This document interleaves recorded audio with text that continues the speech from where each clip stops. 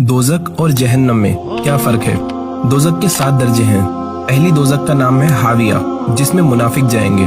मुनाफिक वो होते हैं जो कहते हैं हम मुसलमान हैं, लेकिन उनके दिल में कुफ्र होता है। दूसरी दोज़ख का नाम है जहीम, जिसमें मुशरिक लोग जाएंगे। मुशरिक वो होते हैं जो अल्लाह के साथ किसी और को भी शरीक करते हैं। तीसरी दोज़ख का नाम है सकर, जिसमें वो लोग जाएंगे जो तारों की और आग की पूजा करते हैं। चौथी दोज़ख का नाम है लज़ा, जिसमें शैतान और उसके ताबेदार जाएंगे। पांचवी दोज़ख का नाम है हुतमा, जिसमें यहूदी जाएंगे।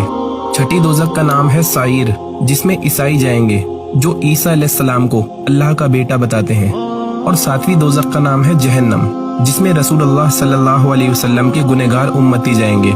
सिर्फ जहन्नम ही एक ऐसी दोज़ख है जिसमें से कोई इंसान जाकर वापस आ सकता है। अल्लाह के रसूल की दुआ पर अल्लाह पाक जहन्नम में से ऐसे लोगों को निकालेंगे जिनके दिल में राई के दाने के बराबर भी ईमान होगा।